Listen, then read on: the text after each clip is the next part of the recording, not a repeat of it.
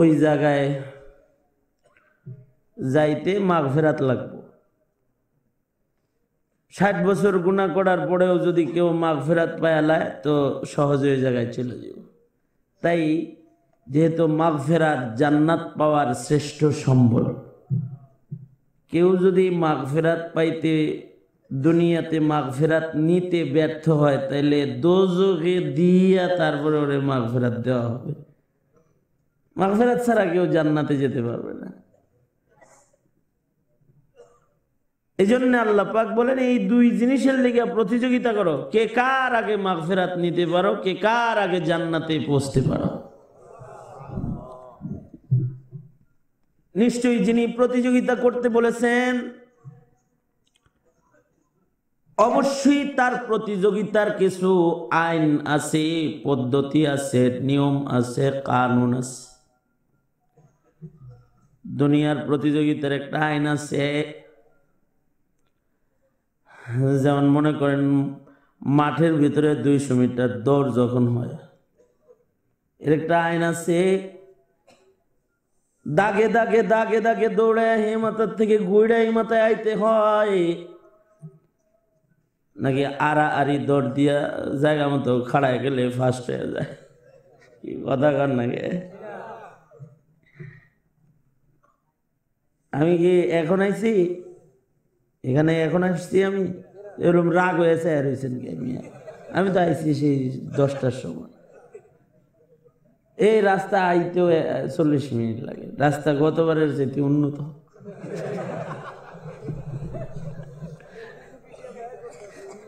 দিছে আমার এই রাত 11:30। এটা কি আমার দোষ? কথাটা কিছু কর না। আমি আল্লাহ, প্রতিযোগিতার কিন্তু একটা আইন আছে। বেআইনি দৌড়াইলে কাপ পাওয়া যায় না, মেডেল পাওয়া যায় না। এই মাথার থেকে ওই মাথায় যাইতে হইব, আড়াআড়ি দৌড় দিলে পাওয়া যায় না। জায়গা মতো প্রতিযোগিতার কোর্ট মতো দৌড়াইতে হয়,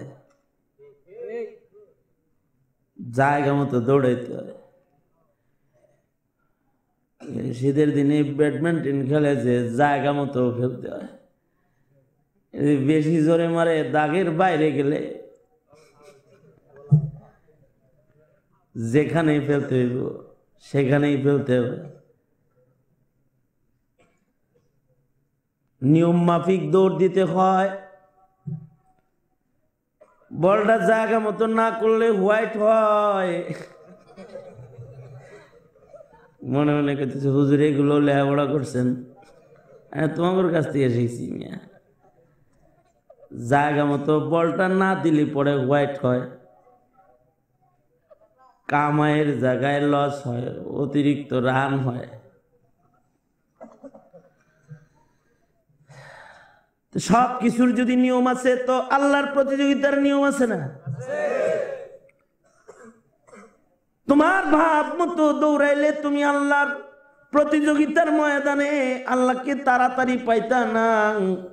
তাই আল্লাহ পাক নিজে প্রতিযোগিতার কোর্টও সাজায় দিছে, যে এই কোর্টে কোর্টে দৌড় দিবি তাহলে আমারে তাড়াতাড়ি পাবি।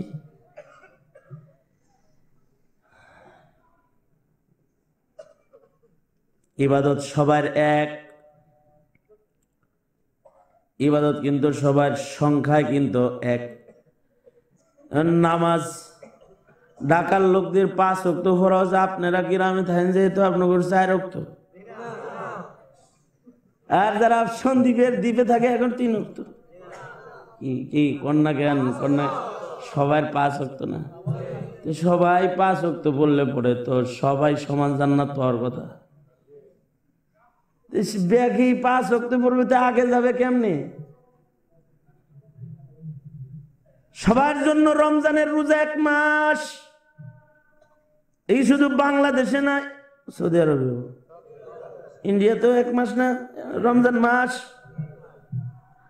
হজ্জে বাইতুল্লাহ সকলের জন্য এই জীবনে ফরজ কয়বার? টাকা হইলে ফরজ কয়বার?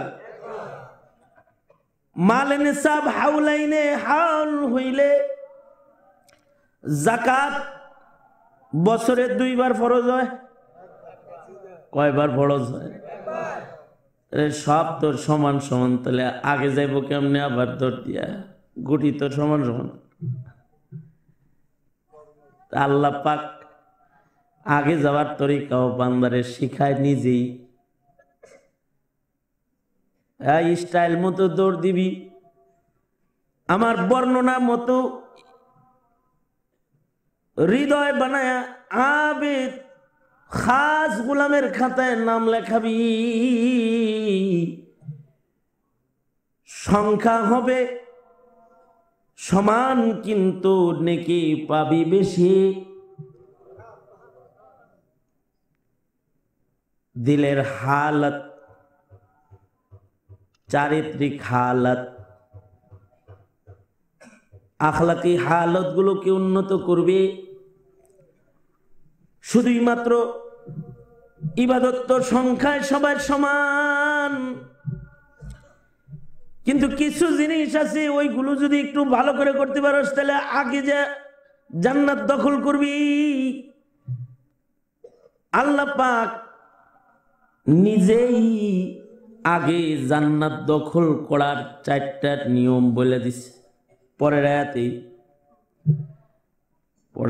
আল্লাহ কয় আগে আগে যে ধরবি, আগে যাবি যে জান্নাতে, আগে পৌঁছার কিছু স্টাইল শিখ। কারা আগে আগে আমার কাছে এসে পৌঁছবে? কে আমার কাছে আগে পৌঁছবে, কে ভালো জান্নাত পাবে, কে বড় পুরস্কার পাবে, আমার কাছ থেকে শিখে ল। জান্নাতে তারা যাবে, 4টা বিশেষ গুণ যাদের ভেতরে থাকবে তারা আগে আগে যাবে। প্রতিযোগিতায় তারা অগ্রগামী হয়ে যাবে, ফার্স্ট সেকেন্ড হয়ে যাবে। প্রথম সারির জান্নাতীর খাতায় তাদের নাম চলে যাবে। 4টা গুণ অর্জন কর। 1 নাম্বার গুণ, আল্লাযীনা ইউনফিকুনা ফিস সাররাই ওয়াদ দাররা। সাদকা খায়রাত তো সবাই করে, কিন্তু যেই সাদকাকারীর ভিতরে 2 গুণ থাকবে, ওই সাদকাকারীর ভিতরে 2টা গুণ যদি থাকে তাহলে তার সাদকার ওজন বেশি হবে, তার সাদকার প্রতিদান ভালো হবে, সাদকার দ্বারাই সে আগে জান্নাত পাবে। যারা গোপনেও সাদকা করবে, প্রকাশ্যেও সাদকা করবে, সাদকাকারীদের ভেতরে 2 গ্রুপ হয়ে গেছে। কিছু আছে নাম না বললে নারাজ হয়, এরা গোপনে সাদকা পছন্দ করে না, একটু বাহবা চায়। আর কিছু আছে বখিলের গোষ্ঠী, এগুলো বখিলামি করে গোপনে দেয় আর ফতোয়া দেয়, ডান হাতেতে দান করিলে জানে না বাম হাত, যত গোপন করমু তত ভালো হইব। আসলে বখিল কম দিছে, এর লেগে মানুষের চোখের আড়াল করছে। 2 ধরনের দোষ পাওয়া যায়। যেমন এই সময়ে এই নির্বাচন না, নির্বাচনে কেউ যখন ইলেকশন করে তো তার 2 বছর আগের থেকেই সদকা শুরু করে। আপনাদের এলাকার কথা বলতেছি না, আমাদের এলাকার কথা বলতেছি। মানে যখন নির্বাচন করবে ভাব, এর আগের থেকেই 2 বছর আগের থেকেই বিভিন্ন বাতাঘাসি, বাতাঘাসি 50,000, চান্দিনা 50,000, কুমিল্লা 30,000, এরকম দিতে থাকে। জিজ্ঞানো হয় হঠাৎ করে মোটা মোটা দিন শুরু করছেন কে? বুঝেন না, সামনে একটু নিয়ত আছে আর কি। সদকা তো দিছে প্রকাশ্যে, কিন্তু সদকার দ্বারা মাকসাদ হওয়া দরকার ছিল আল্লাহ।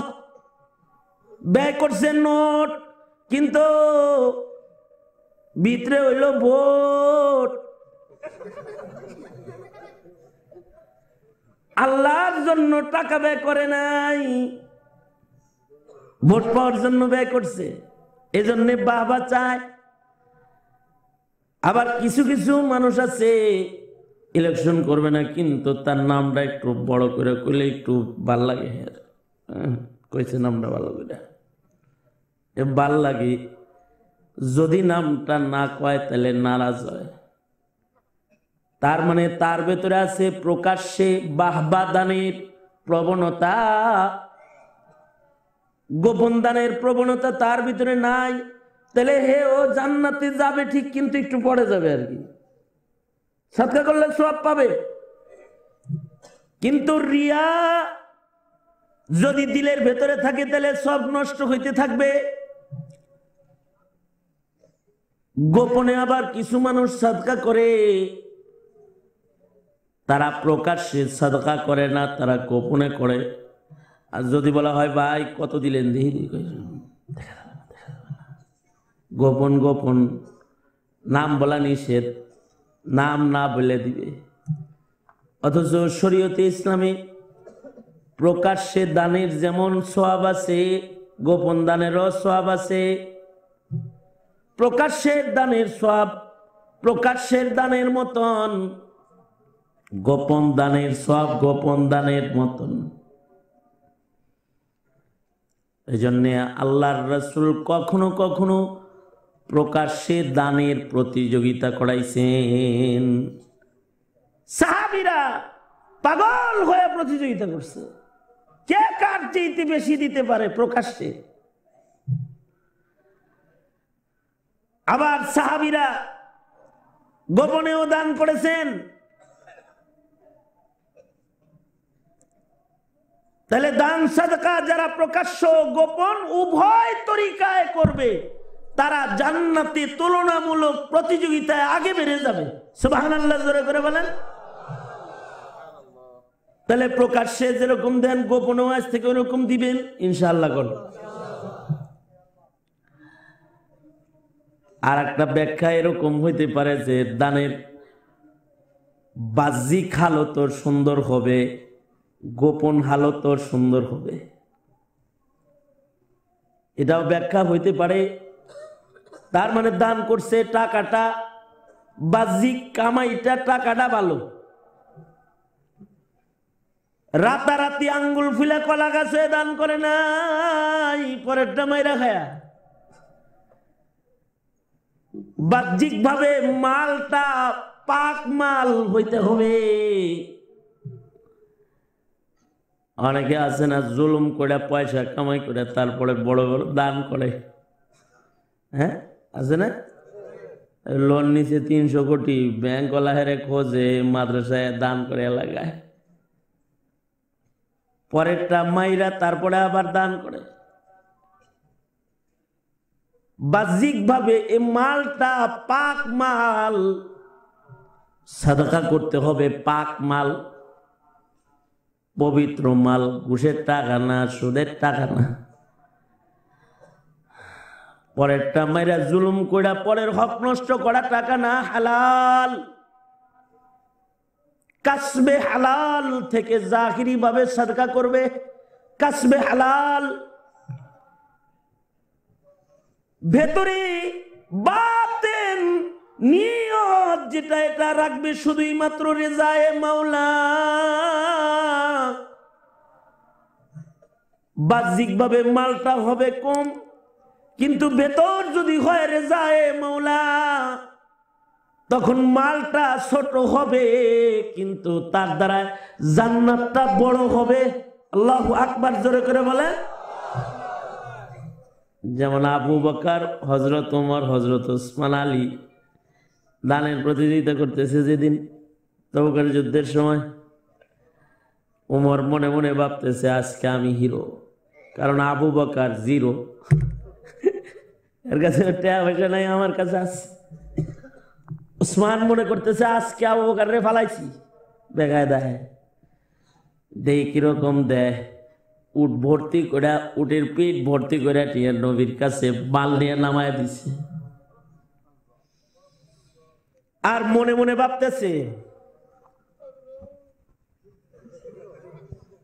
আজকে আমরা 1 নাম্বার, আল্লাহ পাক তার বন্ধুকে ডেকে বলে, বন্ধু জাহিরি মালের পরিমাণটাই খালি দেখেন না,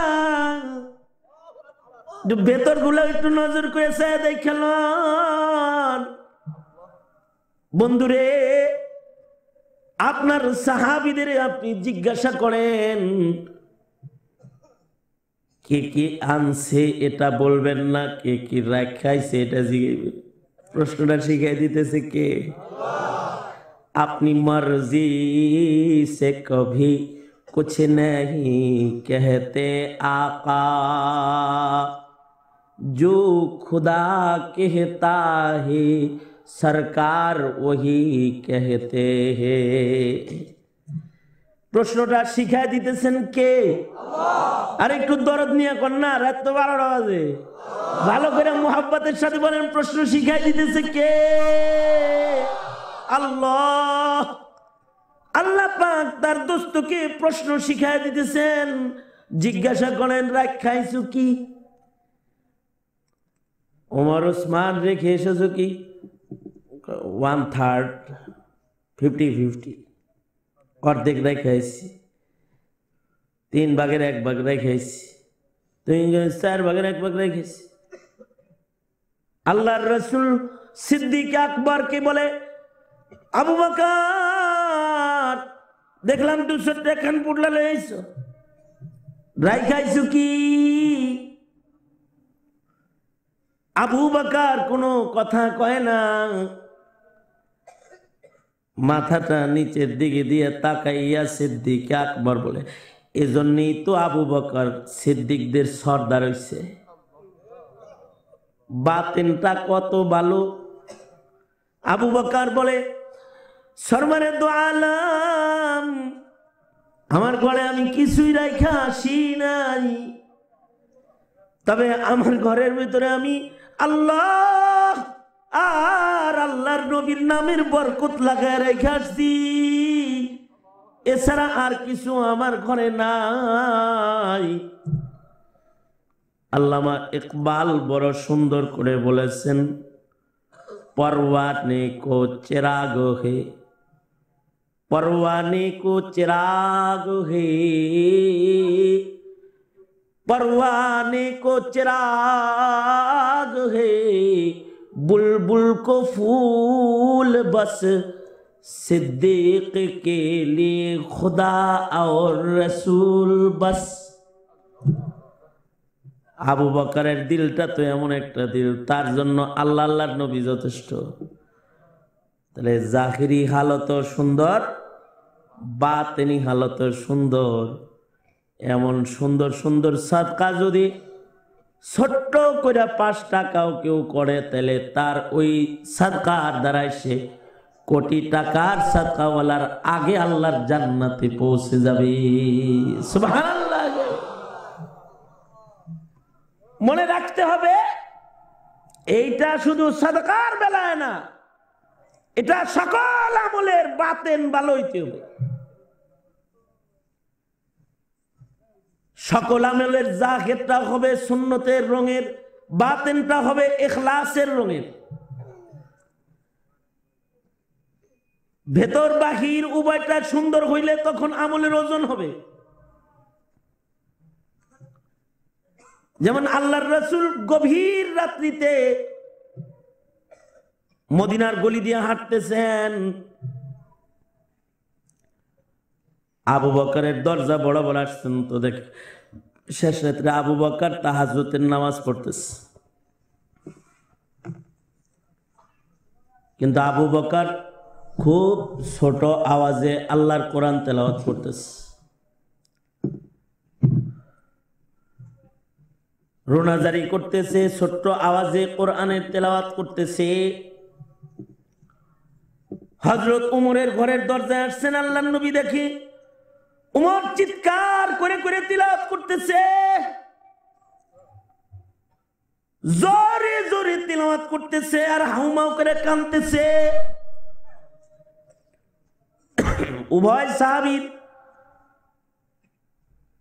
রাতের ইবাদতের দৃশ্য দেখে আল্লাহর নবী মসজিদের নববীতে চলে গেছেন।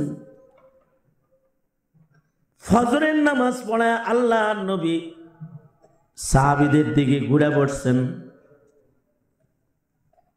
আল্লাহর নবী বলে, আবু বকর, আয় ওমর, উভয়ে তোমরা রাতের বেলায় নামাজ পড়তেছিলে। ভিতরটা দেখেন কিরম সুন্দর। আমরা যে এই যে ওয়াজ শুনতে আছি, ওয়াজ শোনার নিয়তটা যত সুন্দর হইব, ওয়াজের দামটা তত বেশি। আমরা তো মনে করি সুরটা কাটপিট করে দিলে পরে এটার ওজন বেশি, কথার প্যাচপুচ সুন্দর করে দিলে পরে ওটা বুঝি ভালো ওয়াজ হইব। ভেতরটা ওয়াজের যত ভালো হইব তত ওয়াজের ওজন বেশি হইব। নামাজের ভেতর যত ভালো হইব নামাজের ওজন তত ভালো হইব। হযরত উমরকে আল্লাহর নবী বলে, উমর রে, রাতের বেলায় তোমার ঘরের কোনায় দাঁড়াইছিলাম, তোমার নামাজের তেলাওয়াত শুনছি, তুমি চিৎকার করে বড় আওয়াজে আওয়াজে কোরআন পড়তেছিলে আর কাঁদতেছিলে। কেন কেন এত চিৎকার করে জোরে জোরে আল্লাহর কোরআন পড়তেছিলি? উমর, নিয়তটা কি? সাহাবী তো, নিয়ত বড় সুন্দর। হযরত উমর বলে, আমি নিজে কোরআন পড়তেছিলাম আর জোরে জোরে কোরআন পড়ে ঘুমন্ত বান্দাগুলোকে জাগাইতেছিলাম। আল্লাহু আকবার, জোরে করে বলেন আল্লাহু আকবার। আরো জোরে বলেন সুবহানাল্লাহ, জোরে বলেন সুবহানাল্লাহ। আরে ঘুমের লোকগুলো একটু জাগান না, পাশের ঘুমের লোকগুলো একটু জাগান উমরের মতন। জোরে কান সুবহানাল্লাহ, জোরে বলেন। নিয়তটা ভালো করে আলাইলে সুবহানাল্লাহর ওজনটা বেশি। এই আপনিও বলতেন সুবহানাল্লাহ, কিন্তু যদি নিয়ত করেন পাশে বলে তো ওয়াজি শুনতেছি কেন তো আর দেওয়া যায় না, জোরে করে সুবহানাল্লাহ ওইটা। হযরত উমরের মতো যদি নিয়ত ভালো করে ফেলান তাহলে সুবহানাল্লাহর ওজন বেড়ে যাব। হযরত উমর বলে, ও আল্লাহর নবী, দোনা তো উপরে তোলেন। মাঝে মাঝে গভীর রাত্রে একটু মজা করে ওয়াজ শুনতে হয়। গভীর রাত্রে মজা করে ফেসবুক চালাও, গভীর রাত্রে মজা করে নাটক দেখ, সিনেমা দেখ, মজা করে ওয়াজ শুনবা। আল্লাহ, দোনাত দোনাত সুন্দর করে এরকম খুলেন তো দেখি, নাড়াচাড়া দেন, নাড়াচাড়া দেন, নাড়াচাড়া দেন। জোরে বলেন আল্লাহু আকবার। কত সুন্দর আওয়াজ, আরো জোরে করে বলেন আল্লাহু আকবার। এরকম এরকম করেন তো দেখি কি সুন্দর দেখা যায়। যারা তারা ভোট দিব না, যারা তারা ভোট মনে মনে নিয়ত করেন আর কি, তাহলে এটারও একটা সওয়াব হয়ে যাইব। আর ছবিটা ভালো করে আমল নামার ভেতরে ওইটা দেবো। মনে মনে নিয়ত করেন যারা তারা ভোট দিব। হাত নামান, হাত নামান। রাগ করছেন? আল্লাহ, গত রাত্রে আমার প্রোগ্রাম ছিল সেই রংপুর জুম্মাপাড়া মাদ্রাসায়। ওইখানে এরকম বয়ানে দিছে শেখ, এই শেখের মতন বয়ানে দিছে রাত 11:30টার সময়। বয়ে রয়েছি। তারপরে আবার আসছি ঢাকায়। এদিক দিয়ে তো ওই যে এতাহাতিগো কাজে লাগছে ঢাকায়। সারাটা দিন বিমানবন্দর চত্বরে দাঁড়ানো এই রোদ্রের ভিতরে, কারণ ওদিক দিয়ে মাদ্রাসার ছেলেদেরকে সমানে পিটায়া মাইরা একাকার করে ফেলাইছে। কতগুলো শহীদ হয়েছে সঠিক পরিসংখ্যান এখনো আমাদের কাছে নাই, তবে একেবারে মরা লাশ সহ ছবি যেগুলো আমরা অনলাইনে দেখতে পেয়েছি তার 4-5 জন তো অলরেডি মারা গেছে, স্পট ডেটও হয়েছে। আর ইস্তেমার এই মাঠ থেকে ছোট ছোট তালবে এলেম ছেলেদেরকে পিটায়া বাইর করে দিছে, বাইরে বাইর করে দিছে। শত শত শত শত হাজারের উপরে ছেলে হসপিটালে ভর্তি আছে, ঢাকা মেডিকেলে ভর্তি আছে। মুসলমানের হাতে, মুসলমানের উত্তম সন্তান হাফেজ আলেম ছেলেদের গায়ের রক্ত ইস্তেমার মাটিতেও ঝরতেছে। আল্লাহ কত নারাজ হইলে এই অবস্থা হয়। মসজিদের ভিতরে রক্ত ঝরতেছে, ইস্তেমার মাঠে রক্ত ঝরতেছে।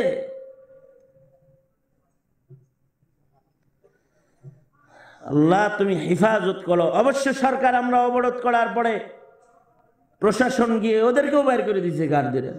নিজেও খাইতে পারলি না, আর কোনও খাইতে দিলি না, গাদা কথা এই হলো না। নিজে তো খামো না তোরও খাইতে দিব না। ধাক্কা ধাক্কি করে ইমান আমলের পরিবেশ নষ্ট করলে এবার ওটা নির্বাচন শেষ হওয়ার আগ পর্যন্ত ইস্তেমার মাঠ সরকারের দখলে থাকবে, প্রশাসনের লোকদের দখলে থাকবে। ইবাদত বন্ধ হয়েছে। আর किस्मत की बदनसीबी को सयाद क्या करे, सिर पर गिरे पहाड़ तो फरियाद क्या करे। আস্তাগফিরুল্লাহ। তবে এগুলো আমাদের হাতের কামাই। এই সারাদিন ওইখানে থাইকা তারপরে আইছি আপনাদের এখানে আর কি। আল্লাহ, আপনারা যে এই যে বসে আছেন, কতটুকু দিলে টান থাকলে বসে থাকতেন, রইছেন। অবশ্যই দিল ভালো। এই দিলের হালতের উপরে মানুষের ইবাদতের সওয়াব কম বেশি হবে। আগে জান্নাতে ঢুকে পড়বে প্রতিযোগিতায়। সুবহানাল্লাহ বলেন। রব্বা আমালিন সাগীরিন তুআজ্জিমুহুন নিয়া, হাদিসে আছে।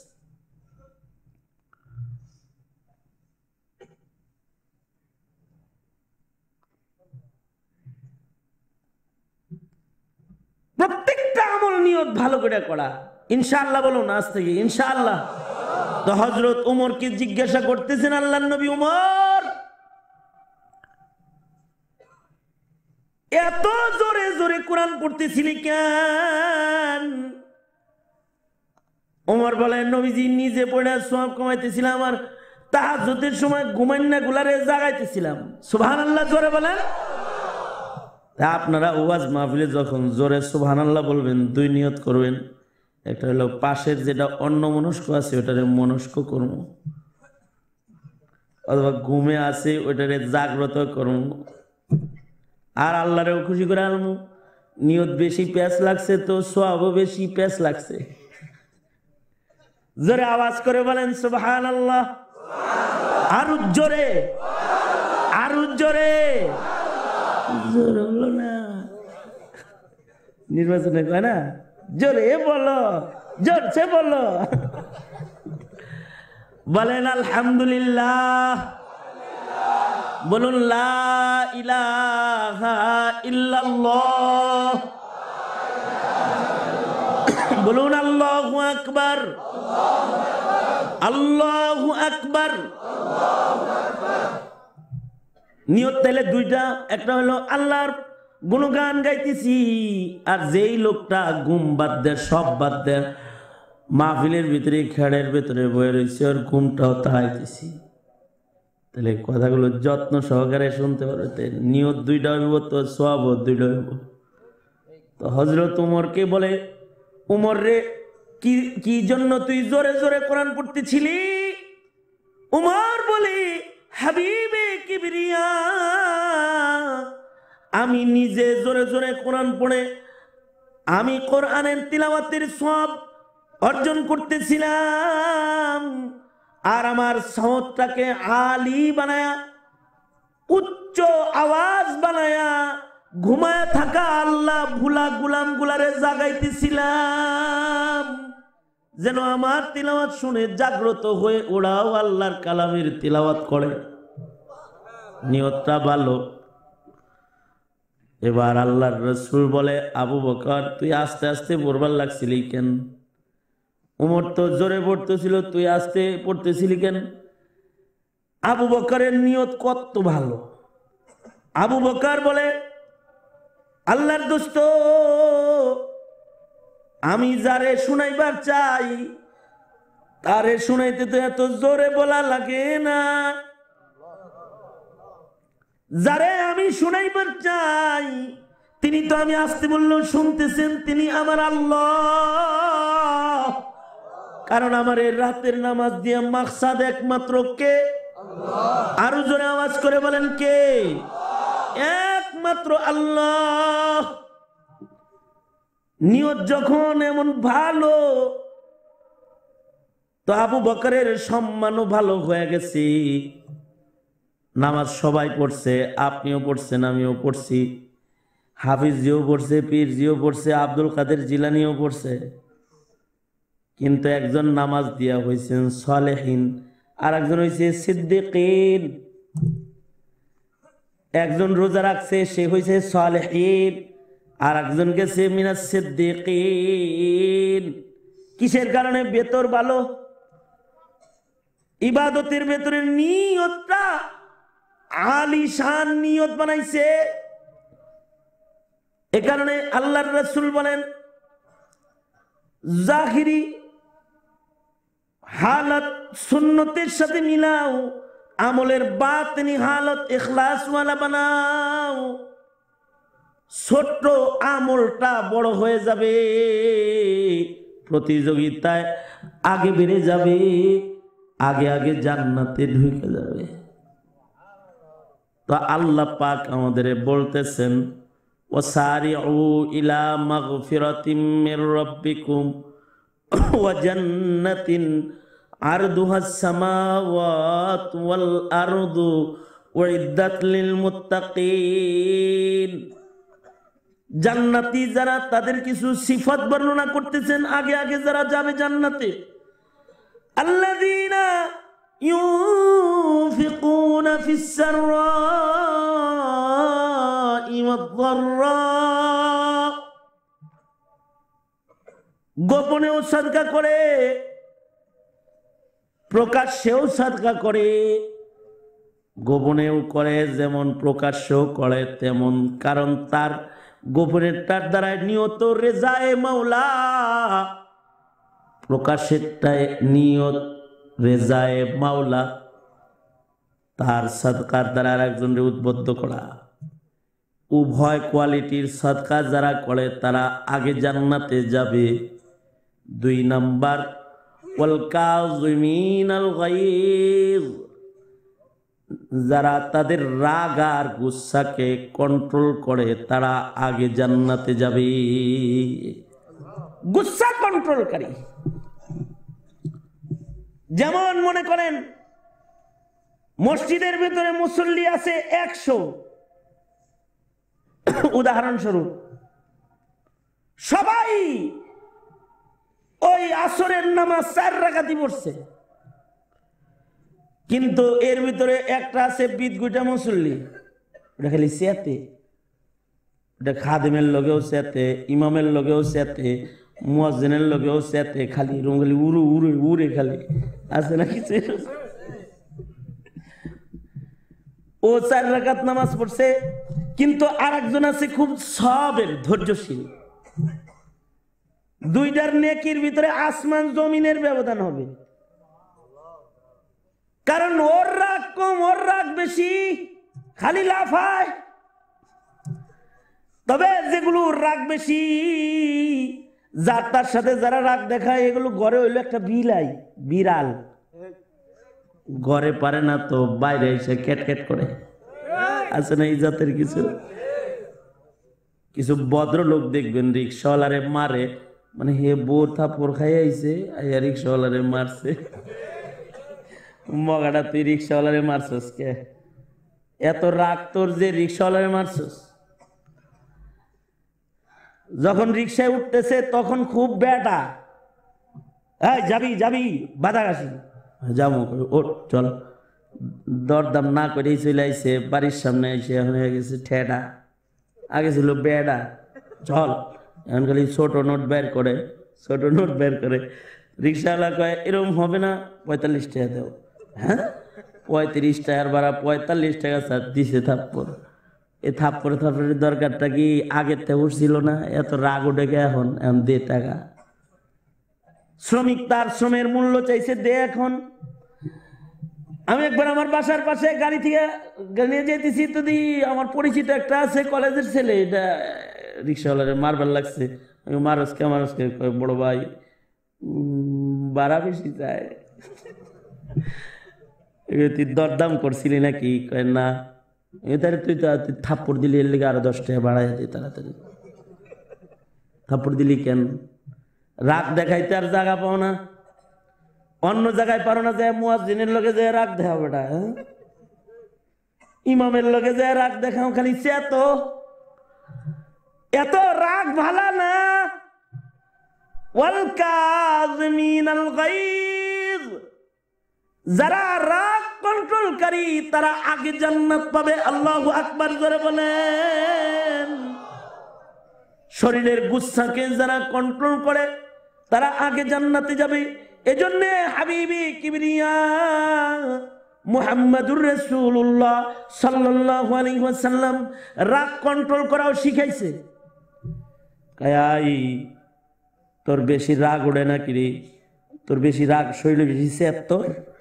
তাইলে আল্লাহর রাসূল বলে ইন্নাল গাইজা মিনাশ শাইতান, রাগটা শয়তানের পক্ষ থেকে আসে।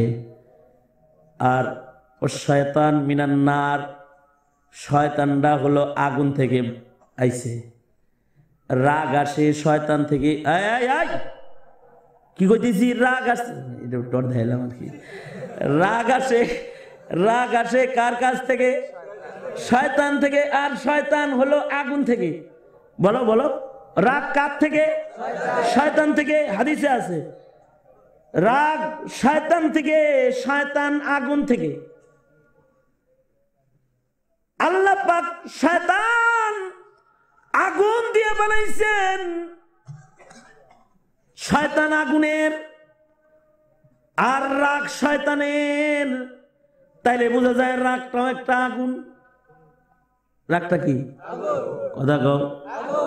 রাগটা আগুন বিদায় তো রাগের চোটে ইস্তেমার ভিতরে ঢুকে ঘর বাড়ি জ্বালাই দিছে। রাগের চোটে যায় মুরব্বীদেরকে মারছে। রাগ গুচ্ছা এত বেশি করে দাওয়াত তবলিগের কাম, রাগে যায় কোবায়া বুড়া মানুষের মাথা ফাড়ায় লাইছে, মগজ বাইর করে ফেলছে। মাসুম মাসুম শিশুর গলার ভিতরে পাড়া দিয়ে ধরছে। এই মাদ্রাসা সাইরা জীবনে কোনদিন ইস্তেমা আসবি বলতেছে। এত রাগ, এর রাগের কারণে ঘর বাড়ি আগুন দিয়ে জ্বালায়া দিচ্ছে। হাদিসে পাকে আছে রাগের কারণে মানুষ জীবনের অর্ধেক গুনাহ করে। রাগের কারণে মানব জীবনের অর্ধেক গুনাহ মানুষ রাগের কারণে করে। কিসের কারণে করে বলেন? বলেন আরো জোরে আওয়াজ করে বলেন, কিসের কারণে করে? মানব জীবনে অর্ধেক গুনাহ মানুষ করে রাগের কারণে। তো যারা রাগকে কন্ট্রোল করে তাহলে তারা পরে জান্নাতে যাবে। কি শুনেন নাই তো? তাহলে তো কইতেন, যারা রাগ কন্ট্রোল করে তারা পরে জান্নাতে যাবে। আরো জোরে আওয়াজ করে বলেন, পরে জান্নাতে যাবে। আগে জান্নাতে যাবে। এজন্য আল্লাহ বলেন ওয়াল কাযিমিনাল গায়জ, রাগকে কন্ট্রোল করো। তাহলে জান্নাতটা আগে।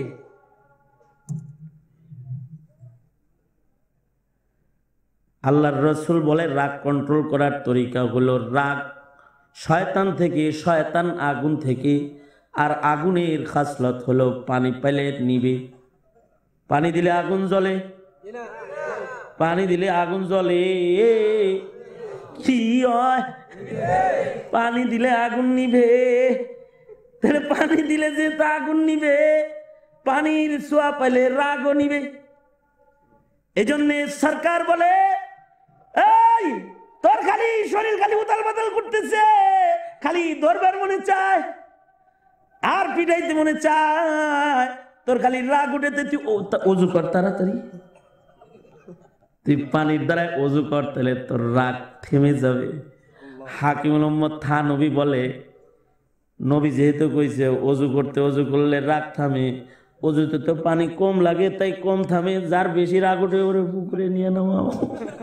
মানে এই তুই পুকুরে নেমে পড়, তুই গোসল কর, গোসল কর, বেশি করে পানি লাগা, তাহলে তুই ঠান্ডা হয়ে যাবি। এই বসা আসোস, রাগ উঠছে, তুই শুয়ে পড়, দাঁড়ায় আসোস, রাগ উঠেছে, বসে পড়, বসার পরেও চেতস, শুয়ে পড়, তারপরেও তুই তোর রাগ কমা, কারণ রাগ বেশি থাকলে কই যাবি, কই যাবি? হ্যাঁ কথা কহ, কথা কহ, কই যাবি? শয়তানের কাছে যাবি। কার কাছে যাবি? কারণ রাগ কার কাছ থেকে? শয়তানের কাছ থেকে। আর যারা রাগী বেশি তারা শয়তানের সাথে খাতির বেশি। তবে রাগটা যদি ইমানি রাগ হয় তো ওই রাগিরে শয়তানেও ডরায়, যেমন উমর। তোমার রাগ হইলো সব পাতাইলা পুতাইলা রাগ, এর রাগের কোনো সাইজ মাইজ নাই। কিন্তু রাগটা যদি হয় ইমানি রাগ, তার মানে নাস্তিকরা যখন কথা কইছে তখন তোমার রাগ ধরছে। কি বলেন? আওয়াজ করে বলেন, রাগ ধরে না মাঝে মাঝে? আপনাকে রাগ ধরে না মাঝে মাঝে? হ্যাঁ কথা কন না কে? হ্যাঁ, ইমানের উপরে আক্রমণ করলে কার কার রাগ হয়? হাত তোলেন তো দেখি, হাত তোলেন, হাত তোলেন। এক হাত রাখন, এক হাত রাখন। হ্যাঁ, দুই হাত রাখন না? জোরে তাকবীর দেন, নারে তাকবীর, নারে তাকবীর। আল্লাহ আপনি কবুল করেন, আমাদের কি উমরের মতো ইমানি রাগ দান করেন, জোরে বলেন আমিন। তাহলে রাগ থামানোর তরিকাও নবী শিখাইছে। রাগ কমাইলে জান্নাতে আগে যাবে। 3 নাম্বার আর একটা আমল আল্লাহ পাক কয়, ওয়াল আফিনা আনিন নাস, মানুষদেরকে বেশি বেশি মাফ করে দিতে হবে। আপনার মারছে, এখন আপনিও মারবেন না, কি বলেন? হ্যাঁ, ওয়াফু আম্মান যালামাক, যে তোমার উপরে জুলুম করে তুমি তারে মাফ করে দাও। অনেক রাত বেশি ওয়াজ করুন যেত না?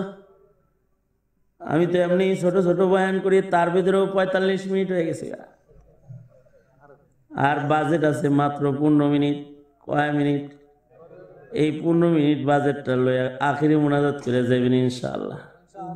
ইনশাআল্লাহ নবীর মোহাব্বত নিয়ে একটু যাইবেন। নবীর কথা কইতেছি তো। আল্লাহ পাক বলে, বান্দা আগে জান্নাতে যেতে চাও তাহলে ওয়াল আফিনা আনিন নাস, তোমায় কেউ গালি দিছে তুমি পাল্টা গালি দিও না, মাফ করে দাও। তোমায় কেউ চর মারছে, হ্যাঁ তুমি এখন একটা চর দেওয়ার অধিকার রাখো, কারণ শরীয়ত ইসলাম অধিকার দান করেছে, ইনসাফ অধিকার। তার মানে আল্লাহর নবীর কাছে একজন এসে কয়, আল্লাহর নবী, ও আমার ঘুষি দিয়ে দাঁত ভেঙে আলাইছে, তাহলে তুইও দাঁড়া, তোর একটা দাঁত ভেঙে আলাই দেখি।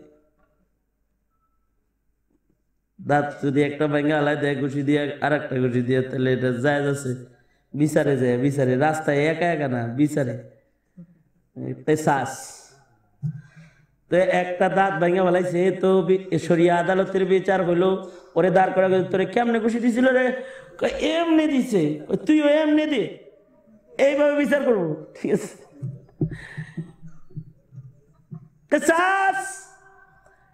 কিন্তু সরওয়ার বলে, বদলা লইলে লইতে পারো, কিন্তু যদি ক্ষমা করে দাও তাহলে আল্লাহ তোরা ক্ষমা করে দিব। আল্লাহু আকবার বলেন। ওয়াল আফিনা আনিন নাস, মানুষদের বেশি বেশি মাফ করুন। তোমার নবী মাফ করছে। তোমার নবী রাস্তা দিয়ে যাইতেছে, এক জায়গায় ঘুমাইছে, সরওয়ারে দু আলম নবী গাছের ছায়ার নিচে ঘুমায় গেছে। একটা ইহুদি নবীরে দেখা ধারালো তরবারি নিয়ে এসে নবীর সামনে দাঁড়াইছে। নবী ঘুমন্ত ঘুমের মানুষের উপরে তো এখন আক্রমণ করে, ঘুমন্ত মানুষের উপরে আগুন ধরায় দেয় ঘুমের মানুষের গায়ে এখন। কিন্তু কাফেরদেরও নিয়ম ছিল ঘুমন্ত মানুষের উপরে আক্রমণ করে, এটা একটা কাপুরুষের কাম। এই জন্য কাফেররা কোনো ঘুমের মানুষকে মারতো না। নবীজি ঘুমাইতেছে, কাফের তারা ডাকতেছে আল্লাহর রাসূল উঠে পড়ছেন, দাঁড়াইছেন। সে বলতেছে মাইয়ামনিউকা মিন্নি, এই মুহাম্মদ আমার তরবারির নিচ থেকে এখন তোমারে কে বাঁচাবে? আপনারা বলেন তো দেখি, বাঁচানেওয়ালা কে? যখন কেউ থাকে না তখন কে থাকে? রাজার রাজা কি? সর্বশক্তিমান কি? বাঁচানেওয়ালা কি? এ সবসময় সবকিছু কার কাছে চাইবেন? রাজার রাজা বাদশাহ যিনি, গুলাম হ তুই সে খোদার, গুলাম হ তুই সে খোদার। রাজার রাজা বাদশাহ যিনি, গোলাম হ তুই সে খোদার, গোলাম হ তুই সে খোদার। বড় লোকের দুয়ারে তুই বৃথায় হাত পাতিস নে আর, বৃথায় হাত পাতিস নে আর।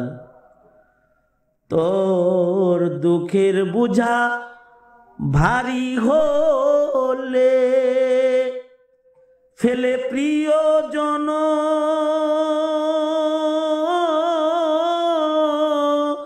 যায় রে চলে, তোর দুঃখের বোঝা ভারী হলে ফেলে প্রিয়জন যায় রে চলে। সেদিন থাকলে খোদায় তাহার রহম, থাকলে খোদায় তাহার রহম ঝরবে রে তোর মাথার পর। কারো ভরসা করিস নে তুই, এক আল্লাহর ভরসা কর মন, এক আল্লাহর ভরসা কর। ভরসা কার উপরে হবে? জোরে আওয়াজ করে বলো। নবীজি কি বলতেছে? মাইয়ামনিউকা মিন্নি, মুহাম্মদ রে ধারালো তরবারির নিচ থেকে এখন তোরে কে বাঁচাবে? কে বাঁচাবে? নবীজির ভরসা কার উপরে? বাঁচাইব কি? আওয়াজ করে বলেন। নবীজি এরকম আওয়াজ করে বলছে আল্লাহ। বলার সাথে সাথে আল্লাহ শব্দের পারমাণবিক আক্রমণে কাফেরের হাত থেকে তরবারি খুইলা পড়ে গেছে মাটিতে। আল্লাহর রাসূল নিচে তরবারিটা উঠায় কয়, এবার তরবারি কার হাতে? কয় আমনের হাতে। তোমারে কে বাঁচাবে? কয় আপনি। আপনি বাঁচাবেন? সরওয়ারে দো আলম নবী বলে, ওই যে ওয়াল আফিনা আনিন নাস ওয়াফু আম্মান যালামাক, তোর উপরে যে জুলুম করে তুই তারে মাফ করে দে, তাহলে আগে জান্নাত পাবি। সরওয়ার বলে, আই তুই আমারে মাফ, তোরে আমি মাফ করে দিলাম, তোরে যা, তুই মারতে আইছিলি, আমি তোরে মাফ করে দিলাম। তোমার নামে নাকি মানুষ বদনাম করে, তাহলে তুমি এমন আদর্শ মানুষ, তাহলে আমি মুসলমান হয়ে গেলাম। সাথে সাথে কালেমা পড়ে মুসলমান হয়ে গেছে। আই মিয়া, তোর গায়ের রক্ত নিছে, তুই মাফ করে দে, তুই আগে জান্নাতে যাবি।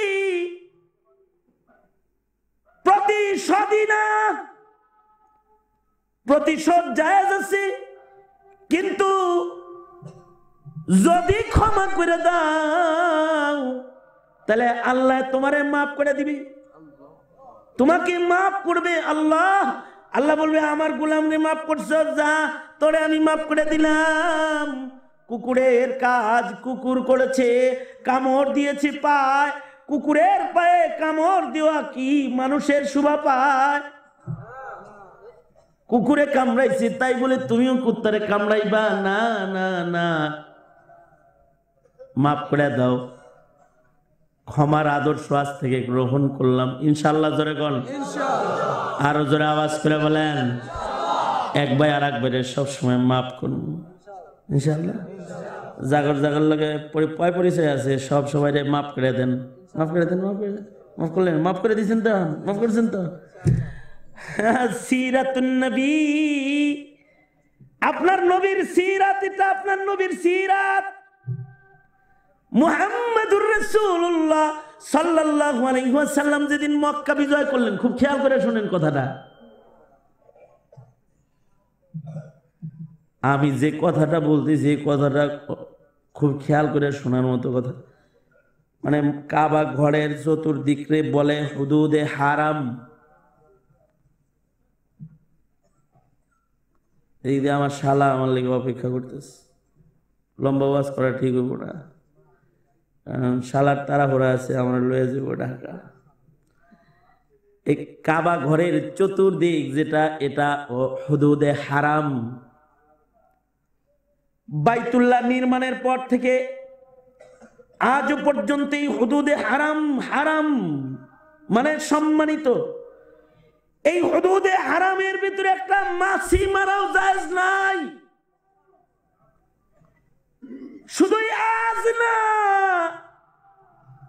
ইলা ইয়াউমিল কিয়ামাহ, কিয়ামতের দিবস পর্যন্ত এই কাবা ঘরের এরিয়ার ভেতরে কোন একটা প্রাণী জুলমান মারাও জায়েজ নাই। এ কারণে যদি মক্কা নগরে কোনো ফাঁসির আসামির ফাঁসি দেয়, হুদুদে হারামের ভিতরে ফাঁসি দেয় না, ওই আয়েশা মসজিদে লয়ে যায়, অথবা হুদুদে হারামের বাইরে নিয়ে যায়, তারপরে তার বিচার করে। কোন অপরাধীর গায়ের রক্ত, কথাটা খেয়াল করো, কোন অপরাধীর গায়ের রক্ত হুদুদে হারামের ভেতরে কিয়ামত পর্যন্ত ঝরবে না। কত বড় শান! কাবা বাইতুল্লাহর পাশের জমিনের কত বড় শান! কারণ ও জমিনে জন্ম নিছে তোমার আমার নবী, ওটা নবীর জন্মভূমি, তো কত বড় শান! আল্লাহু আকবার জোরে করে বলো, আরো জোরে চিল্লায় আল্লাহু আকবার। হুদুদে হারামের ভিতরে কিয়ামত পর্যন্ত একটা প্রাণীর রক্ত ঝরবে না, এ মশা মাছি মারাও জায়েজ নাই। কিন্তু যেই দিন মুহাম্মাদুর রাসূলুল্লাহ সাল্লাল্লাহু আলাইহি ওয়াসাল্লাম মদিনা থেকে মক্কার অভিমুখে ফতেহ মক্কা করার জন্য রওনা করেছেন, নবীজি এবার তৈরি হয়ে বের হয়ে গেছেন তরবারি হাতে লইয়া। আল্লাহ পাক সাথে সাথে আসমান থেকে তার বন্ধুকে ডেকে বলতেছে, বন্ধু, কাবা বাইতুল্লাহ বিজয় করতে যাচ্ছেন। আল্লাহ পাক ওয়াদা দিয়ে দিয়েছেন যে ভয় নাই, আজকে দিয়েই দেব বিজয়। এজন্য আল্লাহর রাসূল ওই আয়াত বারবার পড়তেছিলেন, ইন্না ফাতাহনা লাকা ফাতহাম মুবিনা। এই আয়াত বারবার আল্লাহর রাসূল পড়তেছিলেন, আর আল্লাহর রাসূল যাচ্ছিলেন। আসমান থেকে আল্লাহ পাক ডেকে বলতেছে, বন্ধু, আজকে যেহেতু আপনি কাবা বাইতুল্লাহরে পাক করবেন, মূর্তিগুলা সব বাইর করবেন। এ জমিনের জন্মলগ্ন থেকে আজ পর্যন্ত এ জমিন হারাম, কিয়ামত পর্যন্ত এ জমিন হারাম, কিন্তু আজকে দিনের জন্য আপনার জন্য হালাল বানায় দিলাম। আজকে আপনার জন্য হালাল। কোন মায়ের পুত যদি কাবা ঘরের হুদুদের ভেতরে আপনার সামনে আসে, আজকে আর হুদুদ হারাম না। মাতাফে বাইতুল্লাহতেও কেউ যদি দাঁড়ায় তাহলে আজকে তার গলা নামায় ফেলতে পারবেন আপনি, হালাল। আপনার লেগে আজকে হালাল করে দিলাম।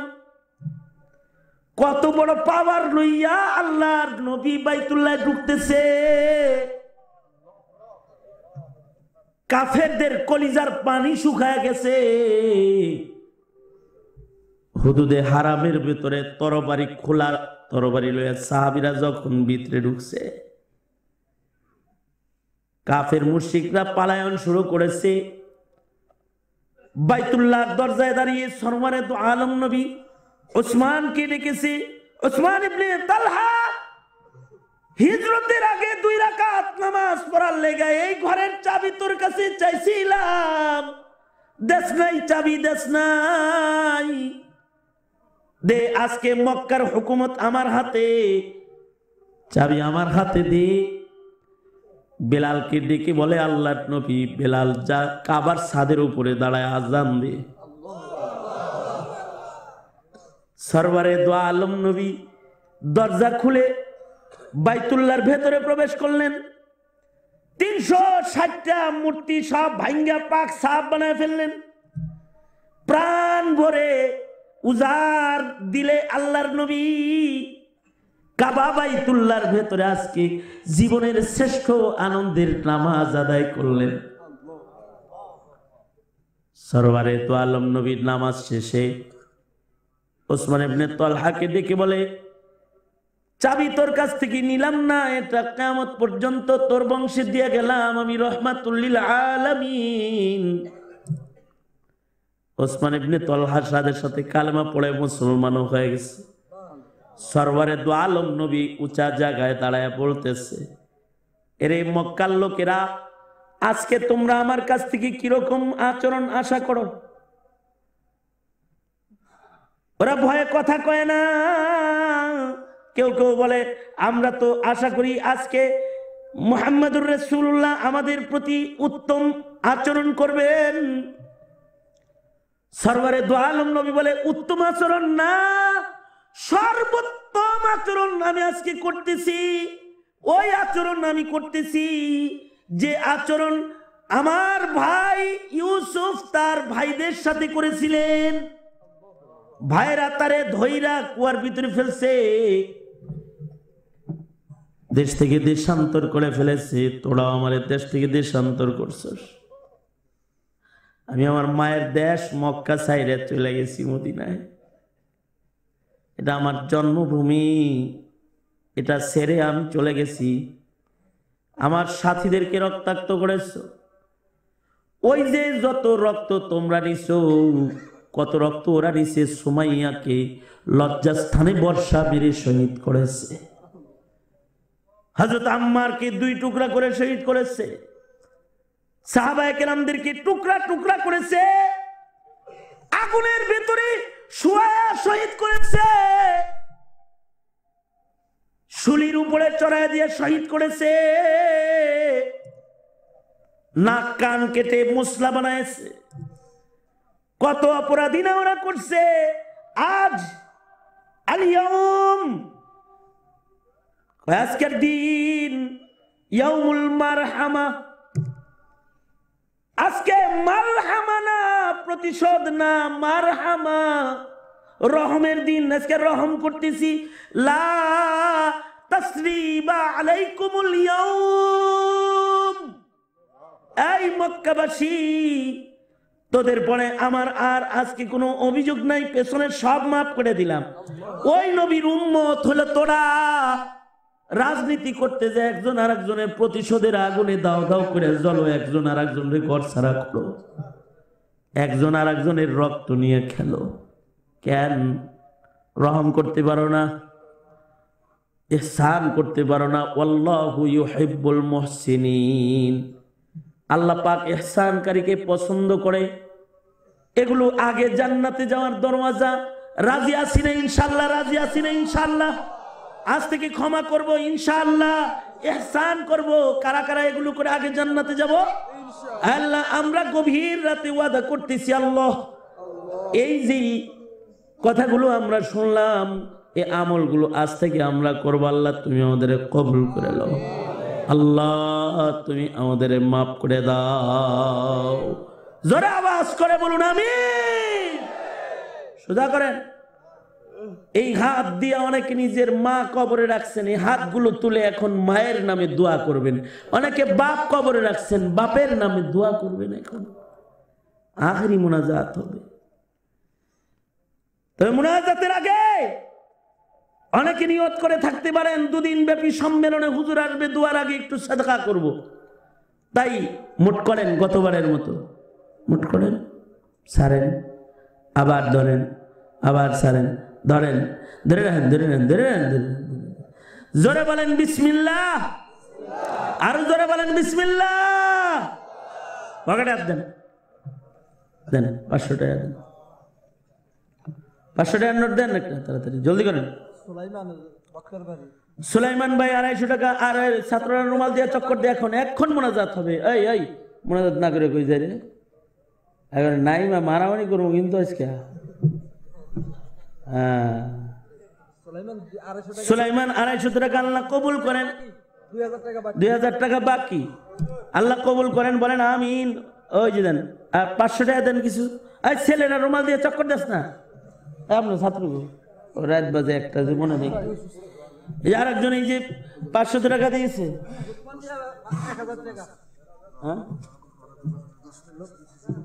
না না না আমি আমার শেষ 10টা মিনিটও না নিয়ে আসেন তাড়াতাড়ি পিছনে আসতো এই যে আর একজন দিয়েছে 1000 টাকা আল্লাহ কবুল করেন জোরে বলেন আমিন আরো জোরে আওয়াজ করে বলেন আরো জোরে বলেন হায় রে আল্লাহ রে আমিন নৌকো বেরছে না রে জলদি